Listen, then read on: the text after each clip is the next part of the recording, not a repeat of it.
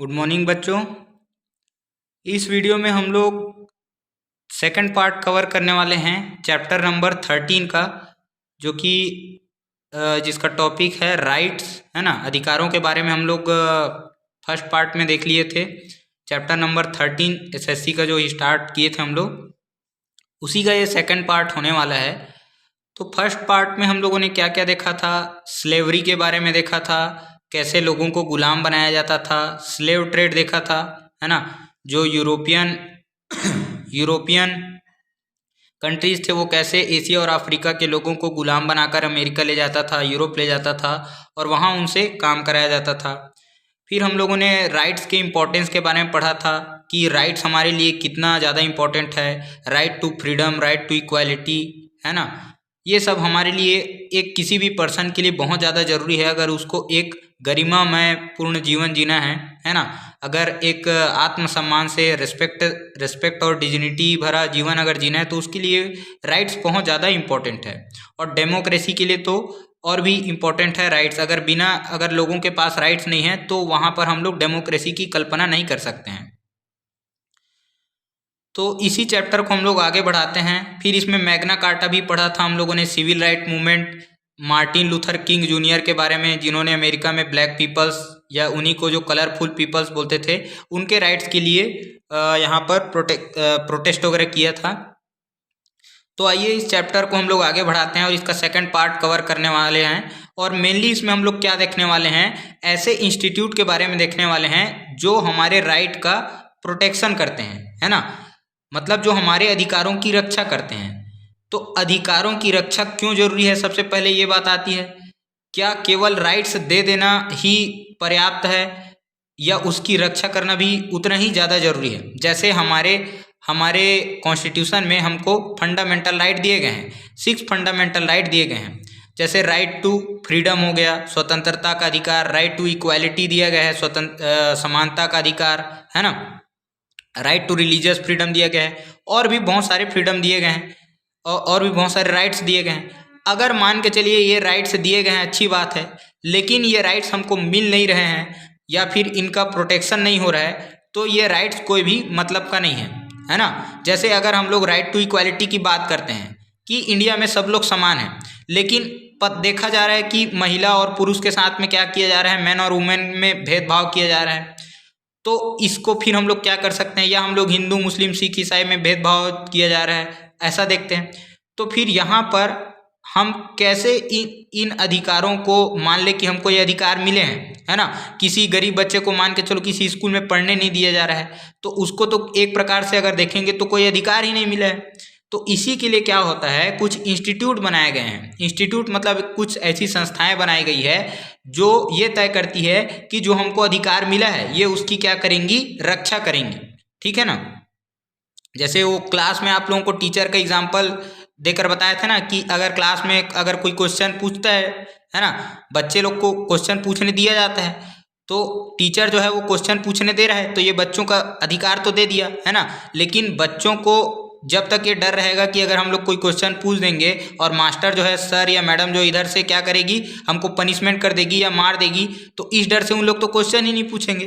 तो इसीलिए टीचर को क्या होना चाहिए, बच्चों के साथ में थोड़ा सा फ्रेंडली बिहेव भी करना चाहिए कि ये अपने खुलकर अपने क्वेश्चंस को टीचर्स के सामने रखे, है ना। तभी ये क्या होगा, इनको जो क्वेश्चन पूछने का अधिकार मिला है वो क्या होगा, सार्थक होगा। तो यहाँ पर क्या होता है, ये जो भी इंस्टीट्यूट रहती हैं ये क्या करती है, पहली बात तो जो भी हमको जो राइट्स मिले हैं, अधिकार मिले हैं, उनको लोगों तक पहुंचाती है। यानी कि सबको अधिकार मिलना चाहिए, ये तय करती है कौन, ये जितने भी इंस्टीट्यूशन है ना। देखेंगे भी कौन कौन से हैं। और जो हमारे जो अधिकार हैं, जो पीपल्स के जो अधिकार हैं, इनकी रक्षा करती है। तो इसमें कौन कौन से इंस्टीट्यूशन आते हैं, जैसे सबसे पहले आता है कोर्ट। कोर्ट के बारे में आप लोग लगभग सब लोग सुने ही होंगे, जानते भी होंगे, क्लास 8 में पढ़ा होगा आप लोगों ने, हाई कोर्ट, सुप्रीम कोर्ट, है ना, डिस्ट्रिक्ट कोर्ट, ये सब। तो इसके बारे में तो सब लोग जानते हैं। फिर इसके बाद आता है human right commission. Human right commission क्या है देखेंगे। कमीशन फॉर वुमेन्स के लिए कमीशन, ये क्या चीज़ है, commission for protection of child right, है ना। ये चाइल्ड राइट क्या होता है और इनके प्रोटेक्शन के लिए कौन सा कमीशन बनाया गया है, ये सब हम लोग देखने वाले हैं। तो सबसे पहले हम लोग देखते हैं कोर्ट। कोर्ट क्या करता है, तो ये पहली बात तो न्याय प्रदान करता है, और जो रूल ऑफ लॉ है, जो कानून का जो शासन है, बताया है ना आप लोगों को कि इस देश में क्या है, रूल ऑफ लॉ चलता है, कानून का शासन चलता है ना। जो भी कॉन्स्टिट्यूशन में लिखा गया है, संविधान में जो लिखा गया है, देश उसी के हिसाब से चलता है। प्राइम मिनिस्टर या जो राष्ट्रपति है उसी के हिसाब से देश को चलाता है, या जो भी गवर्नमेंट है वो। तो कोर्ट में क्या होता है, आप लोगों को पता है, अगर किसी को भी न्याय नहीं मिलता है या उसके अधिकारों का हनन होता है, तो वो अपने अधिकारों की रक्षा के लिए कहाँ पर जा सकता है, कोर्ट में जा सकता है ना। तो कोर्ट में क्या होता है, सबसे नीचे में कौन सा होता है, सेशन कोर्ट, इसको हम लोग हिंदी में बोलते हैं सत्र न्यायालय। इसके ऊपर आता है डिस्ट्रिक्ट कोर्ट, जिसको हम लोग बोलते हैं जिला न्यायालय, जो हर एक जिला में रहता है। उसके ऊपर आता है हाई कोर्ट, हाई कोर्ट को हम लोग बोलते हैं उच्च न्यायालय, जो कि हर एक राज्य में रहता है। अब आप लोग यहाँ पर बता सकते हैं कि छत्तीसगढ़ का जो हाई कोर्ट है, छत्तीसगढ़ का हाई कोर्ट कहाँ पर स्थित है ना। इसका आंसर आप सब लोग कमेंट करके बता सकते हैं, और इसका आंसर हम आपको वीडियो के लास्ट में देंगे कि छत्तीसगढ़ का हाई कोर्ट कहाँ पर है। तब तक आप लोग कमेंट करके बता सकते हैं। उसके बाद सबसे ऊपर आता है, कौन सा आता है, सुप्रीम कोर्ट, इसको हम लोग बोलते हैं सर्वोच्च न्यायालय। सर्वोच्च न्यायालय कहाँ पर है, ये है हमारे देश में केवल एक है, सिंगल, वो कहाँ पर है, दिल्ली में है। तो अगर किसी को लगता है कि उसके अधिकारों का हनन हो रहा है, या उसके साथ में जैसे आप लोग झगड़ा लड़ाई सुनते हैं, तो वो भी क्या होता है, कोई क्रिमिनल केस होता है तो डिस्ट्रिक्ट कोर्ट उसको ले जाया जाता है, उसके ऊपर ट्रायल चलता है, फिर फैसला आता है। अगर कोई आदमी को दोषी पाया जाता है तो उनको सजा दिया जाता है ना। तो ये ऐसा सब प्रोसेस चलते रहता है। तो अगर किसी के फंडामेंटल राइट का उल्लंघन होना है, मतलब right to equality, right to freedom, समानता नहीं मिल रहा है, उसको स्वतंत्रता नहीं मिल रहा है, तो वो डायरेक्ट हाई कोर्ट भी जा सकता है। हाई कोर्ट में भी अगर बात नहीं सुनते हैं, अगर उसके पक्ष में फैसला नहीं आता है, तो वो सुप्रीम कोर्ट में भी जाके अपील कर सकता है। तो ये क्या था, कोर्ट, जो कि हमको न्याय देने के लिए बनाया गया है। लेकिन अब क्या होता है, कोर्ट के पास में बहुत सारा काम रहता है, और हमारे देश की जो जनसंख्या है वो लगभग 140 करोड़ के आसपास पहुंच गई है। तो इतने लोगों के प्रॉब्लम्स को सॉल्व करने के लिए ये गिने चुने कोर्ट ही पर्याप्त नहीं होते हैं। इसी के कारण से और भी इंस्टीट्यूशन, जैसे ह्यूमन राइट कमीशन या और भी जो इंस्टीट्यूशन है वो बनाया गया है। तो ह्यूमन राइट कमीशन को हिंदी में क्या बोलते हैं हम लोग, जो सेकंड है वो क्या है, मानवाधिकार आयोग।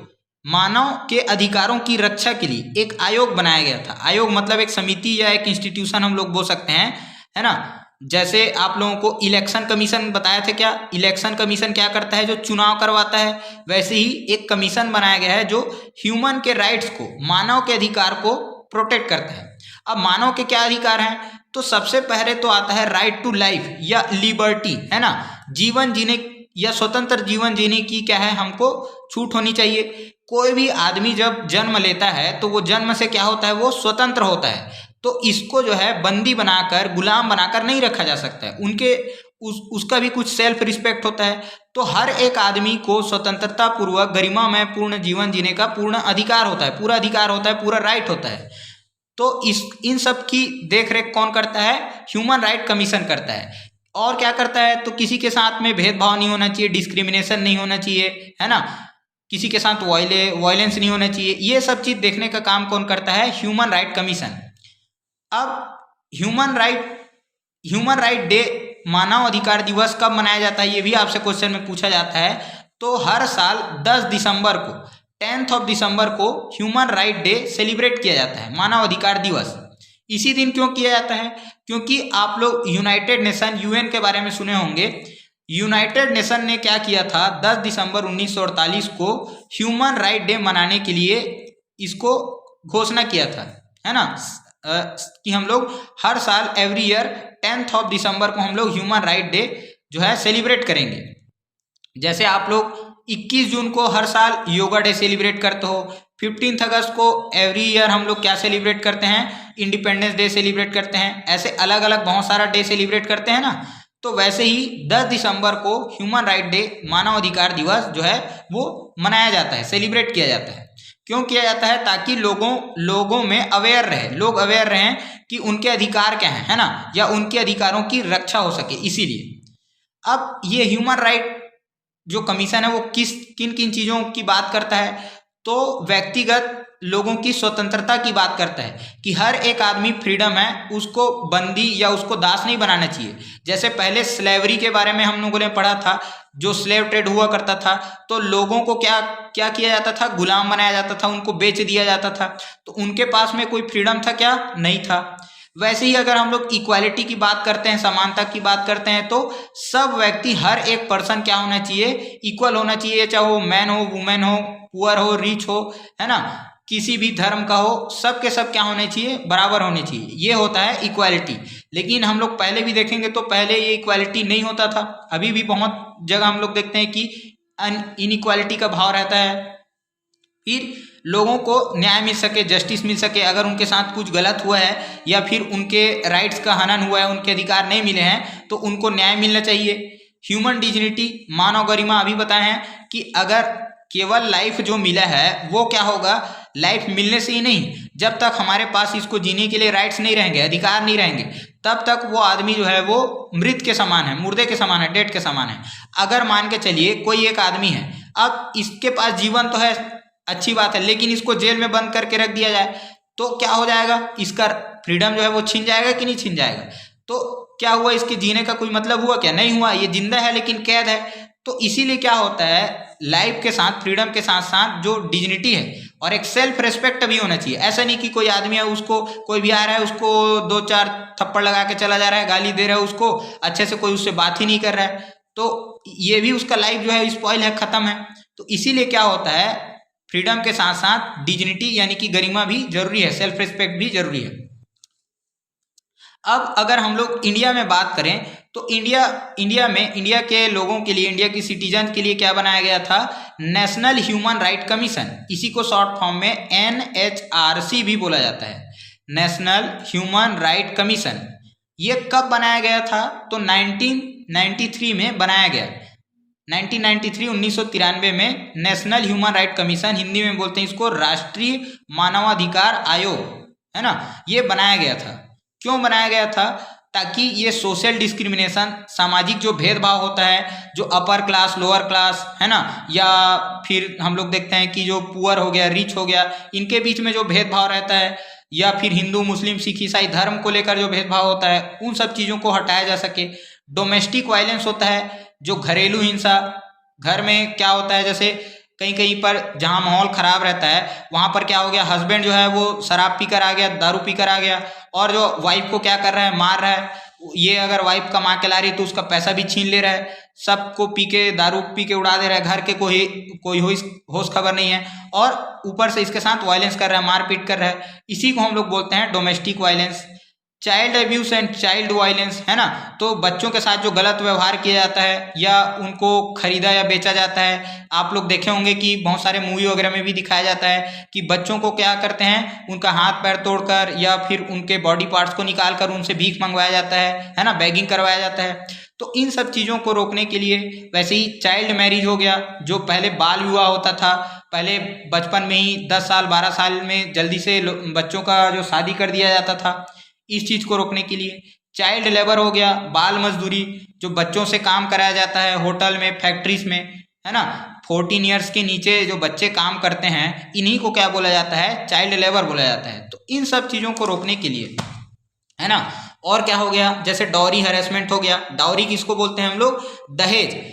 अब तो ये बहुत कम हो गया, लेकिन पहले बहुत ज़्यादा चलता था कि लड़की का शादी हो रहा है तो उसको दहेज में, जो लड़के वाले लोग हैं वो पैसा मांगते थे कि हम लोग को 1,50,000 इतना आप पैसा देंगे तब हम लोग शादी करेंगे। तो ये दहेज कहलाता था, डॉरी कहलाता था, है ना, या गाड़ी देंगे, कार देंगे, ये सब दहेज कहलाता था। फिर एब्यूज ऑफ प्रिजनर्स। अब ह्यूमन राइट कमीशन क्या करता है, वो मानव की अधिकार की रक्षा करता है। अब वो मानव कोई भी हो, है ना, जैसे अगर हम लोग देखें, प्रिजनर मतलब कौन होता है, कैदी, या जो जेल में रहता है ना, वो पर्सन। तो जिसको जेल भी हुआ है, जो कैदी भी है, उसके अधिकार की भी रक्षा की बात करता है कौन, ह्यूमन राइट कमीशन, है ना।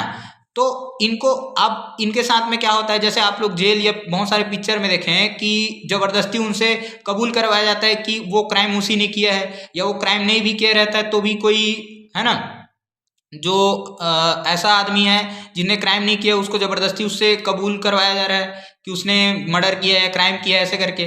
तो ऐसे लोगों के साथ जेल में बहुत ज़्यादा क्या होता है, टॉर्चर होता है, उनको मारा जाता है, पीटा जाता है, टॉर्चर किया जाता है। तो इसी चीज़ को देखते हुए ये ह्यूमन राइट कमीशन प्रिजनर्स की भी राइट्स की बात करता है। बॉन्डेड लेबर, जो बंधुआ मजदूर पहले जो हुआ करते थे, है ना, अब तो बहुत कम हो गया है। जो लोग किसी ठेकेदार या मजदूर हो गया, है ना, या जो जमींदार के नीचे में क्या करते थे, उनकी जीवन भर उनकी गुलामी करते थे, तो ये सब चीज़ को, वैसे ही पॉल्यूशन भी आ जाता है।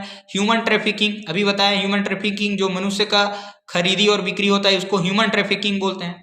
तो ये सब को रोकने के लिए, इन सब चीज़ों से बचाने के लिए समाज को, लोगों को क्या किया गया है, ह्यूमन राइट कमीशन का फॉर्मेशन किया गया है ना। और ये नेशनल लेवल पर भी होता है और स्टेट लेवल पर भी होता है ना। नेशनल ह्यूमन राइट कमीशन ये पूरे देश में होगा और स्टेट ह्यूमन राइट कमीशन ये कहाँ पर होगा, स्टेट में होगा, मतलब राज्य में होगा, जैसे छत्तीसगढ़, महाराष्ट्र, गुजरात, ये सब चीज। अब जो स्टेट ह्यूमन राइट कमीशन होता है इसमें एक इसका क्या रहता है, चेयरपर्सन रहता है। चेयरपर्सन मतलब किसको बोलते हैं, अध्यक्ष, जो उसका हेड रहता है।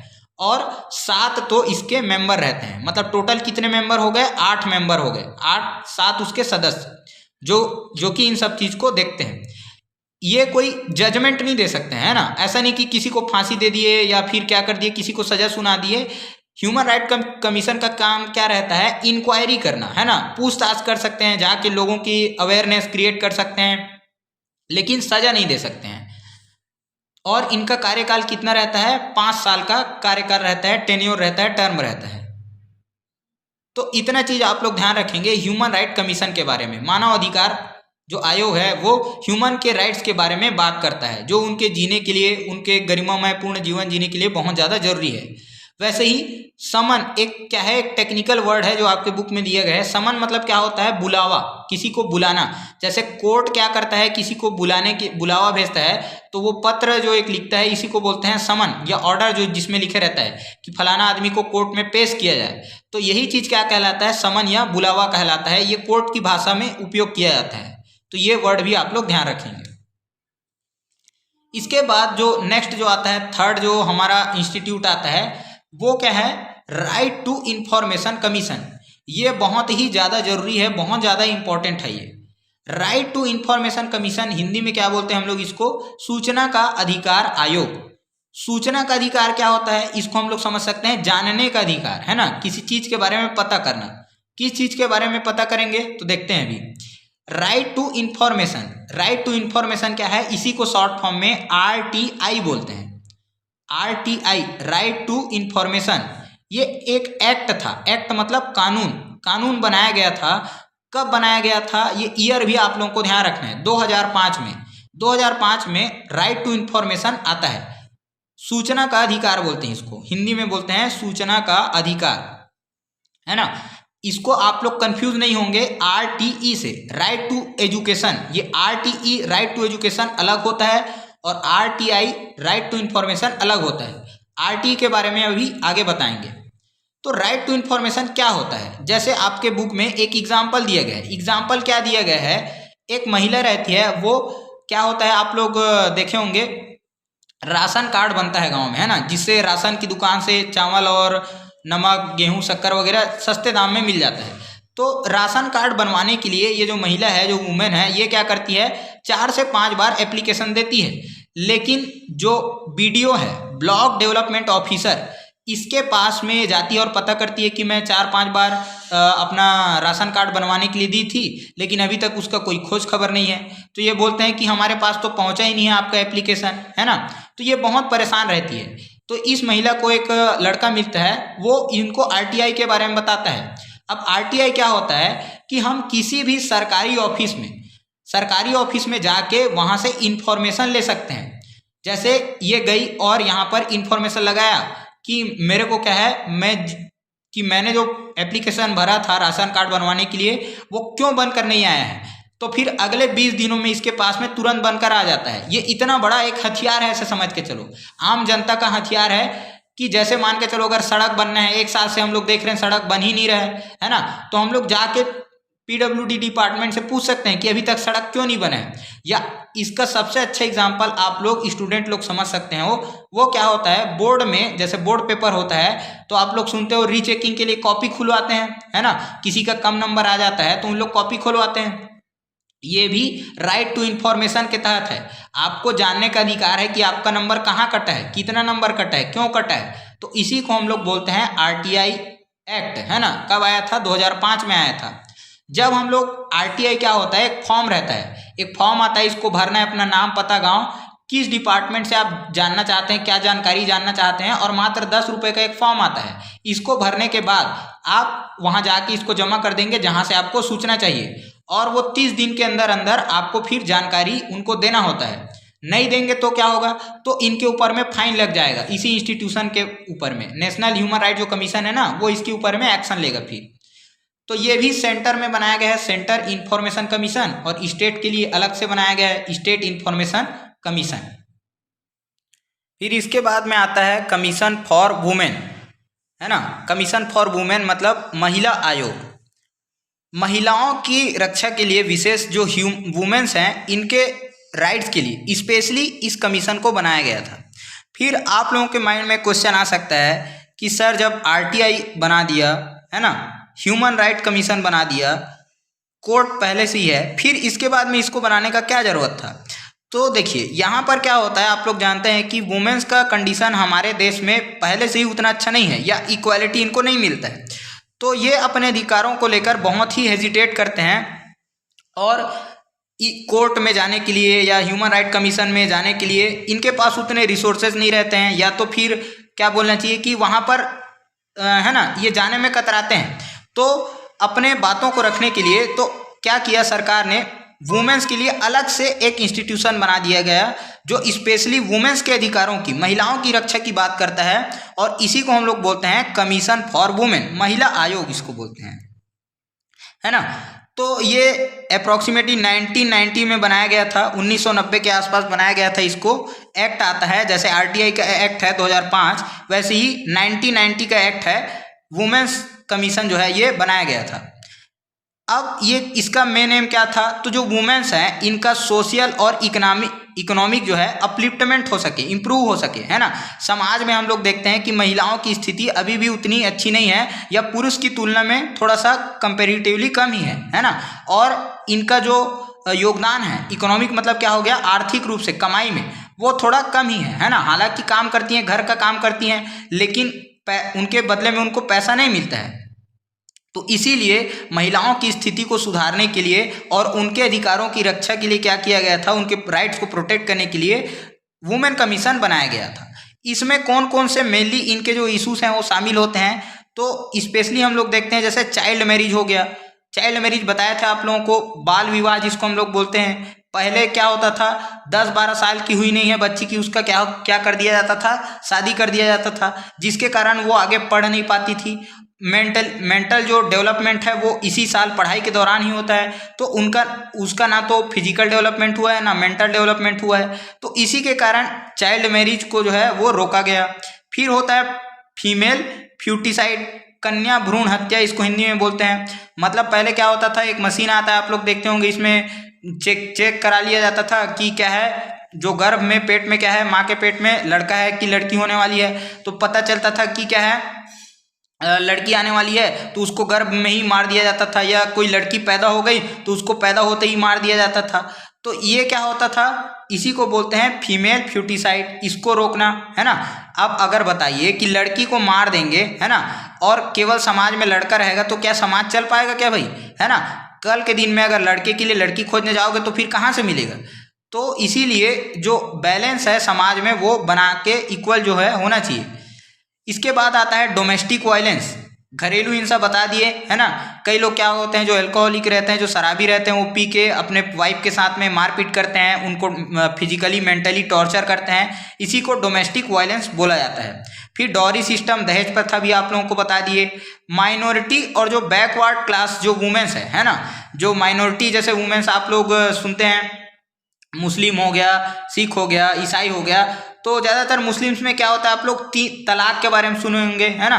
तो इनको तलाक देके, और मुस्लिम में बहुत सारे जगह रूल भी रहता है कि एक से ज़्यादा शादी कर सकते हैं।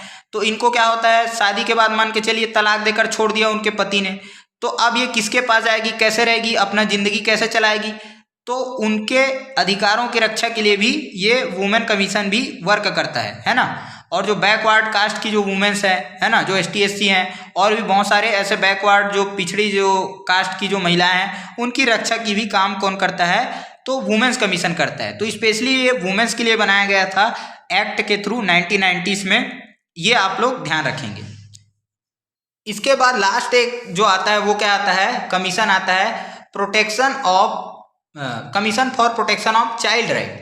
जो बच्चों के अधिकार के लिए, जो चिल्ड्रंस हैं, जो चाइल्ड है, उनके भी कुछ अधिकार होते हैं। जैसे आप लोग क्या है, अभी बचपन है, आप लोगों को पढ़ना लिखना, खेलना कूदना, है ना, एकदम फ्रीडम चाहिए मतलब आप लोगों को, है ना। तो आपको पढ़ना लिखना भी मिलना चाहिए, अच्छे से खाना भी मिलना चाहिए, अच्छे से एजुकेशन भी मिलना चाहिए, हेल्थ भी मिलना चाहिए। आप लोगों को तबीयत खराब होता है तो दवाई पानी इलाज का भी ज़रूरत है ना। स्पोर्ट्स भी आप लोगों के लिए ज़रूरी है, खेलना कूदना भी उतना ज़रूरी है ना, फिजिकल डेवलपमेंट के लिए, शरीर के विकास के लिए। तो ये सब चीज़ को देखते हुए बच्चों के अधिकार की रक्षा के लिए अलग से एक कमीशन बनाया गया, जिसको हम लोग क्या बोलते हैं, commission for protection of child right. Protection मतलब उसकी रक्षा करना, चाइल्ड राइट की।